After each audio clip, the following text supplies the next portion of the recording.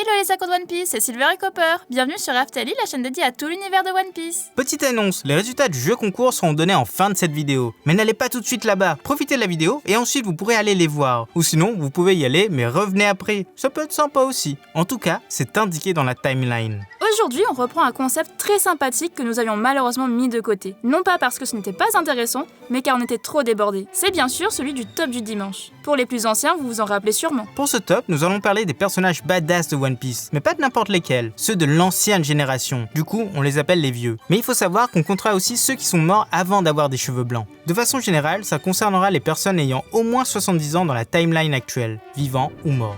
Ah, dites-moi en commentaire qui, selon vous, est le plus badass des personnages de la précédente génération. Allez, c'est parti! Pour commencer ce top, parlons d'un personnage assez sous-estimé dans cet univers. Du moins, il ne fait pas l'objet d'un culte comme pour d'autres. C'est le vieux gardien du Cap des Jumeaux, Crocus. Aperçu pour la première fois au tout début de l'œuvre par les Mugiwara, il impressionne tout l'équipage sans décrocher un seul mot. En regardant un peu plus cette séquence, on se dirait presque qu'il a le haki des rois. Bon, il faut dire que l'équipage vient quand même de se faire avaler par une baleine géante, Laboon, et que dans son estomac, ils y ont trouvé le vieil homme sortant d'une maison placée sur une île baignant sur le suc gastrique. Vous vous rendez compte quand même de l'absurdité des choses qu'on vient de dire? C'est carrément ça la magie de One Piece. Très vite, ils vont se lier d'amitié avec le gardien et apprendront un peu plus sur son histoire, sa promesse de prendre soin de la baleine pour des pirates et sa carrière de docteur dans un équipage. Mais sur son voyage, il reste bien mystérieux. Plus tard, on apprendra de la bouche de Riley qu'il était un membre de l'équipage du Seigneur des Pirates. Il était également présent lors de l'affrontement contre Shiki, et forcément, il était de ces personnes qui ont atteint la dernière île de Grand Line. Que d'actes badass pour un gardien de phare aussi peu loquace. Aujourd'hui on milite. Même s'il a une tête de fleur, même s'il a osé peindre l'intérieur d'une baleine, rendons-lui la renommée qu'il mérite. Vive Crocus! Le personnage se positionnant à la 9ème place de ce top est mort depuis de nombreuses années. Et pourtant, les Mugiwara l'ont croisé très récemment, et juste avant l'ellipse. On est sur Trailer Bark. Moria vient de tendre son piège pour s'emparer des ombres de nos héros. Il veut les utiliser pour donner vie à ces zombies. Malheureusement, ça marche. Et pire, il a un petit groupe de zombies bien particulier pour se protéger, les généraux zombies, composé de cadavres de guerriers hors pair qu'il a collectés dans le monde entier. Vous vous souvenez forcément du célèbre Ryuma. Mais il n'y a pas que lui, il y a aussi le personnage qui nous intéresse ici, le Capitaine Jones. Sous forme de zombie, il est habillé comme un capitaine, comme son nom l'indique. Et même avec des trous dans le ventre, il continue à boire comme un soulard, ce qui fait forcément ressortir les liquides par ses orifices. Rien de bien fabuleux, vous nous direz. Mais peu de temps après, son histoire est dévoilée. C'était un grand capitaine pirate. Malheureusement, il était trop cupide, et il gardait son trésor pour lui tout seul, le cachant même très loin de son équipage. Ces hommes, fous de rage, ne supportaient pas la cupidité de Jones, et l'assassinèrent. Son trésor reste aujourd'hui introuvable, mais de nombreux pirates sont à sa recherche. Baggy passe son temps à le chercher, et aujourd'hui il possède même la carte qui mène à son emplacement. Une fameuse île en forme de tête de mort, ça vous rappelle rien? Et le fait le plus badass de sa vie, qui a été révélé très récemment, c'est qu'il était un des membres de l'équipage du Capitaine Rox, aux côtés de Big Mom, Shiki et Kaido. Il est même évoqué par Sengoku comme ayant été un pirate de renom. Pour ce vieux badass, rendons-nous au moment de sa toute première apparition dans le manga. On est à Marineford, la forteresse de la marine, et le monde vient d'être secoué par un événement. Et même si certains le considèrent comme minime, c'est le prémisse d'un grand changement. Le Shichibukai Crocodile a été battu. Mais pire, il a tenté un coup d'état et son titre a été révoqué. Les autres membres de ce corps se réunissent alors pour nommer leurs nouveaux membres. Et pour veiller à la bonne marche des choses, des hauts gradés de la marine sont présents. C'est là qu'apparaît un homme assez particulier. Tout de blanc vêtu, comme la plupart des officiers, il porte une casquette avec une mouette au-dessus, et une chèvre de compagnie. Une chèvre de compagnie. Bon, après tout, pourquoi pas? Dès son arrivée, tout le monde a l'air de mieux se tenir. Et même Doffy arrête ses petits jeux. Il faut dire que son rang en impose. Il est amiral en chef. De facto, c'est le plus haut gradé de la marine. Par la suite, on apprend qu'ils formaient un duo de choc avec l'autre légende de la marine, Garp, et qu'à eux deux, ils ont fait la gloire de la génération précédente. Lors de la guerre au sommet, il montre tout l'étendue de son autorité en commandant les offensives d'une main de maître, dévoilant même son fruit du démon, le Ito no Mi version Bouddha. Même s'il laisse Ace et Luffy s'échapper, il arrive à contenir tout l'équipage de Barbe Noire à lui tout seul. Et enfin, même dans la retraite, la marine n'arrive pas à se passer de lui, et il l'envoie récupérer Doffy après sa chute. Pendant le voyage du retour, il arrêta même l'une des calamités de Kaido. Mais bon, il faut l'avouer, il était accompagné de Fujitora. Même si nous on le trouve assez badass, on trouve qu'il ne nous a pas encore montré assez pour arriver plus haut dans ce classement. Maintenant, dirigeons-nous vers le pays des voix, bien avant que Kaido et ses sbires ne changent à vie ce pays. À l'époque, une famille règne généreusement sur le pays, ce sont les Kozuki. Mais le dernier descendant de cette lignée, l'héritier en titre, est pour le moins étonnant. Dès sa naissance, il montre une force hors du commun, enchaînant les exploits mais aussi les méfaits, ce qui pousse très vite son père à le renier. On disait de lui que les hommes craignaient sa venue, et cachaient les femmes au risque de les voir partir avec lui. Dans son exil, il essaiera de nombreuses fois de prendre la mer, mais sans grande réussite, et se dirigera alors vers une région de non-droit de Wano, connue pour être remplie de malfaiteurs. Il mate alors tous les scélérats et fait de la région son territoire. Par ses exploits, il redore son blason et revient dans les grâces de son père. Mais tout ça, ce n'est que les prémices de sa vie, car l'année de ses 29 ans, il rencontra celui qui changera tout dans son existence. Un pirate s'est échoué avec son équipage sur les côtes de l'île, Barbe Blanche, et à partir de là, il décide de le suivre dans ses aventures autour du monde, découvrant tous les jours de nouveaux paysages, rencontrant sa femme. En somme, il vit tout ce qu'il a toujours voulu. Et même mieux, il va rencontrer le vrai capitaine qui l'attendait, Goldie Roger. Un homme qui, à ses yeux, est encore plus impressionnant que Barbe Blanche. Changeant d'équipage, d'un commun accord, il voyagera jusqu'au bout du monde avec Roger, lisant les poneglyphes pour celui-ci, devenant témoin de son arrivée sur la dernière île, et voyant de ses propres yeux l'avènement du roi des pirates. Que de moments incroyables, sa vie est tout simplement badass. Malheureusement, sa fin est tout autre, enfin, elle est remplie de beaucoup d'erreurs. Il rentrera sur son île pour y découvrir les méfaits de Kaido et d'Orochi, mais sur promesse de ces deux-là, il attendra 5 ans que ce monstre s'en aille. Mais il finira par voir l'évidence, ça ne se passera pas comme ça. Il se rebelle alors avec ses 9 fourreaux rouges, décimant l'armée de Kaido et tranchant le futur empereur avec sa technique spéciale, le Oden Nitoryu. Malheureusement, il sera distrait par la vieille Higurashi qui prend la forme de son fils, et il se fera battre violemment par Kaido. Condamné à mort, il finira sa vie comme il l'a vécu, en la dédiant aux autres, ébouillanté vivant, et tiendra 1 heure dans la marmite en tenant ses fidèles compagnons au-dessus de sa tête. Et après avoir respecté ce pari qu'il avait fait avec Kaido, il voit la mort venir. Alors il crie « Le Oden, plus il est bouilli !» Mais Kaido lui loge une balle en pleine tête, et la foule crie en pleurant « Meilleur il est !» Pour le numéro 6, on a eu beaucoup de mal. En fait, on a eu du mal pour les 6 premiers de ce top, mais on a dû faire un choix. Et on a pris un personnage qui est sans doute l'un des plus appréciés par les fans de l'œuvre, et également un des plus craints dans tout cet univers. Sa première apparition a lieu à Shabondi. Alors que l'équipage fait tout pour libérer la petite Camille de la salle de vente d'esclaves, Luffy éclate un dragon céleste. Et alors qu'une note tient Camille en joue, une onde de haki traverse la salle, et celle-ci s'effondre. Personne ne comprend la situation. Mais un vieil homme sort de l'arrière-boutique. Une barbe blanche, une allure de vacancier, et accompagné d'un géant. C'est Silver Riley. Et c'est lui qui vient de faire tout ça. D'un seul coup d'œil, il arrive à tout comprendre et adopte tout de suite une attitude bienveillante. Un Shuya plus tard, dans la taverne de Shaki, on apprend qu'il était nul autre que le second du seigneur des pirates. Voilà, c'est assez badass, on passe à l'autre. Enfin, on aurait vraiment pu s'arrêter là, mais on continue quand même. Quelques heures après, il sauve Zoro des attaques de Kizaru, lui tenant en tête sans trop forcer. Amiral, c'est pas un grade assez élevé pour moi ça, tu sais. Et dernier acte en date, après la guerre au sommet, il bravera la marine pour permettre à Luffy de délivrer son message. Et comme vous le savez tous, il consacrera son temps à la formation de celui-ci.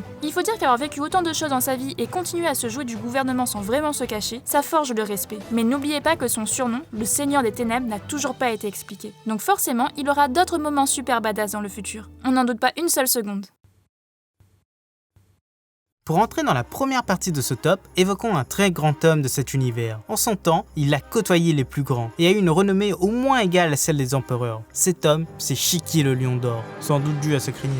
La plus ancienne information qu'on ait sur lui, c'est qu'il faisait partie de l'équipage des Rocks. Plus tard, il a fondé son propre équipage et avait pour but de prendre le monde entier. C'est pas une petite ambition. Et pour ça, il a créé une vraie armada. Malheureusement pour lui, il a dû affronter Gold Roger. Il voulait à tout prix que celui-ci s'associe à lui, mais se retrouvait face à un mur. Et lors de la fameuse bataille d'Edward, toute sa flotte fut coulée par un heureux malheur. Mais il a fait encore plus badass. Après l'arrestation de Roger, il part jusqu'à Marineford pour le libérer. Vous pouvez croire qu'il est assez sympa d'avoir fait ça, mais non, il veut juste le tuer de ses propres mains, car il ne supporte pas que son rival puisse être exécuté dans la plus faible des mers, East Blue. Forcément, la marine s'interpose, et on peut alors le voir utiliser son fruit pour faire léviter et s'écraser des bateaux de la marine. Mais il est arrêté par Garp et Sengoku. Ces deux-là combinés arrivent à le battre, mais il ne s'arrête toujours pas là. Après son emprisonnement à une pole d'armes, il n'hésitera pas une seule seconde à se couper les jambes pour enlever ses menottes en granit marin. C'est plus de la folie que de la badassitude. Cette formalité effectuée, il ne lui reste plus qu'à s'envoler loin de là. Mais quelle vie trépidante!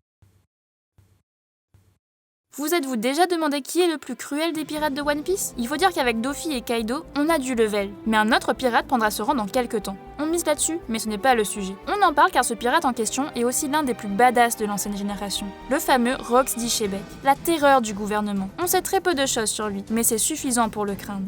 Évoqué pour la première fois lors de la rêverie par Hina dans une discussion avec Garp, on comprend que dans son équipage se trouvaient 2 des Yonkou actuels, Kaido et Big Mom. Plus tard, à Marineford, Sengoku explique à des hauts gradés de la marine sa légende. Rox était un pirate des plus cruels, aimant torturer les hôtes, les faire s'affronter et attaquer les civils. Mais sa puissance lui permit de former un équipage de légende, rempli de grands noms de la piraterie en devenir. Big Mom, le jeune Kaido, Barbe Blanche, Wang Zi, Capitaine Jones et même Shiki. Vous vous rendez compte? Tout ce beau petit monde sur un même bateau. Et son objectif? Eh bien c'était de prendre le monde et de détruire le gouvernement. Il y est presque arrivé, mais il trouva 2 obstacles sur son chemin, Garp et Roger. À God Valley, une île remplie de dragons célestes, l'alliance improbable de ces 2-là mettront fin à cette menace. Mais même après ça, son nom résonne toujours dans ce monde. Et tous, même descendants des créateurs de ce monde, tremblent à sa simple évocation. Est-ce ça, un porteur du dit? Ah, les 3 premiers. C'est tellement des personnages badass qu'on aurait pu faire 3 premiers pour ce top. Mais bon, c'est un classement. Donc commençons par le plus célèbre des 3. Il fallait faire un choix. L'homme ayant secoué le monde plus que n'importe qui avant lui. Le fameux Goldie Roger. Originaire d'East Blue, tout comme Luffy, il n'aura de cesse de vouloir aller jusqu'au bout du monde. Et pour y arriver, il recrute un fabuleux équipage. Silver Riley, Scopper Gaband, Shanks le Roux, maître jeune, Baggy le Clown, le plus fort d'entre tous, Crocus, et bien d'autres qu'on ne connaît pas encore. Il enchaîne les batailles. Edward, contre la marine, contre les Rox, et il les gagnera tous. Malheureusement, il se savait condamné. Il ne lui restait pas longtemps à vivre. Il se pressa alors de réaliser son rêve. Bien aidé par le samouraï Oden Kozuki, il arrivera à cette fameuse dernière île. Et cet exploit lui vaudra le nom de Seigneur des Pirates. Il sera alors connu dans le monde entier. Sa vie, on n'en connaît clairement pas assez, mais il est bien un concentré de badassitude à lui tout seul. De par son équipage, mais aussi par ses rivales connus. Garp, Shiki le Lion d'Or et Barbe Blanche, que des grands noms. Leurs bagarres faisaient trembler la terre, fendaient le ciel. Et lors de sa fameuse exécution, ces mots lancèrent la fameuse vague de piraterie. Et que faisait-il pendant ce dernier instant? Eh bien, il souriait. Pour le numéro 2 de ce top, c'est un personnage aussi connu que Roger, et sans doute bien plus aimé par les habitants de ce monde. Ça se voit dans son surnom de toute façon, c'est Monkey D. Garp, le héros de la marine. Il semblerait qu'il ait fait tellement de choses impressionnantes dans sa vie que ce titre n'est pas usurpé. Et perso, nous on le trouve vraiment badass. Sa première apparition dans l'œuvre, sans compter les covers, se fait à Water 7, où il démontera son petit-fils à coups de poing de l'amour, et il révélera des secrets sur Dragon. Ce mec il sait quand même très bien tenir des secrets. Plus tard, on apprendra que son rang de vice-amiral ne représente pas sa puissance. Il a été à de nombreuses fois sollicité pour le poste d'amiral, mais il n'a jamais accepté. Il ne voulait pas défendre ces monstres de dragons célestes. Lors de la guerre au sommet, il touche violemment Marco, mettant fin à son avancée, alors que personne, même les amiraux, n'avait réussi à l'arrêter jusque-là. Le seul qui le met à terre, c'est Luffy. Mais là, vous vous en doutez, c'est plutôt une histoire de sentiments. À Dressrosa, Don Chinjao avoue que c'est Garp qui lui a démonté la tête. Et enfin, durant l'arc de la rêverie, on apprend qu'il a fait une alliance avec Roger pour battre le dangereux Rox, une des plus grandes menaces que ce monde ait connues. Si on rajoute à son histoire le fait qu'il est intouchable dans la marine alors qu'il méprise ouvertement les dragons célestes et que la plupart des membres de sa famille sont des criminels, qu'il a également battu Shiki, même si c'était avec Sengoku, qu'il était estimé par Roger et Barbe Blanche, qu'il est le père de Dragon et le grand-père de Luffy, ça en fait beaucoup pour un seul homme. Nous on le trouve hyper badass le papy quand même. Avant de passer au numéro 1 de ce top, intéressons-nous aux mentions spéciales. Ces personnes qui méritaient d'être dans ce top, mais qui sont arrivées au pied du classement. Scopper Gaband, le 3e de l'équipage de Roger. On en sait peu sur lui, mais Roger dit lui-même que c'est un de ses meilleurs hommes. Kong. Ah, ce personnage mystérieux. Il faut rappeler qu'il est le chef des forces armées du gouvernement et l'ancien amiral en chef, et qu'il est très vieux aussi. C'est pas rien, mais là aussi, on en sait trop peu sur lui. Et grosse mention spéciale pour la doctorine Kurea, le docteur de plus de 140 ans, qui a encore la force de tabasser Zoro. Mais avant de passer au numéro 1 de ce top, abonne-toi, ça nous ferait très plaisir. Et surtout, ça nous aiderait beaucoup pour l'avenir de la chaîne. Et si vraiment t'es motivé, laisse un pouce bleu, ça aide pour l'algo YouTube. Pour le numéro 1 de ce top, on n'a pas trouvé plus badass. Et encore moins un vieux plus badass que ça. À part la doctorine bien sûr. Qualifié d'homme le plus puissant de tout One Piece, ce qui est justifié par sa carrure et son fruit du démon, il s'agit du grand, du seul, de l'unique Barbe Blanche. Et pourtant, il commence moyen. On le voit tout d'abord branché de partout, un peu diminué, du moins en apparence. Car lors de sa rencontre avec Shanks, on entrevoit enfin sa puissance. Il fend le ciel d'un seul coup. Mais pour lui, c'est une petite joute. En face, ce n'est qu'un gamin. Plus tard, pour la guerre au sommet, qu'il provoque pour aller sauver son fils adoré Ace, il va déchaîner une rage et une puissance sans pareil sur le champ de bataille, affrontant un à un tous les grands noms de la marine présents, et résistant à un nombre de blessures mortelles pour n'importe qui d'autre. Même les hommes de Barbe Noire, qui croyaient avoir affaire à un papy diminué, souffrent face à lui, et après avoir montré une endurance hors norme, son corps lâche. Il nous quitte, malheureusement, debout, seul, face au champ de bataille, avec son dos toujours immaculé. Mais il a quand même tout fait pour sauver ses enfants. C'était lui, Edward Newgate. Bien sûr, ceci n'est que l'apothéose d'une vie d'aventure. N'oublions pas qu'il était le rival de Goldie Roger, et que selon certaines sources, il était même plus fort que ce dernier. Dans sa jeunesse, il faisait partie de l'équipage de Shebeck. Par la suite, il est parti jusqu'au pays des samouraïs, recrutant de fait ce Sheridan après une belle bagarre. Mais malgré ses compétences, il n'a jamais vécu pour lui-même. Il n'a jamais cessé de protéger ceux qu'il aimait, sa famille, son village natal, ses alliés. C'était ça, l'homme le plus puissant du monde.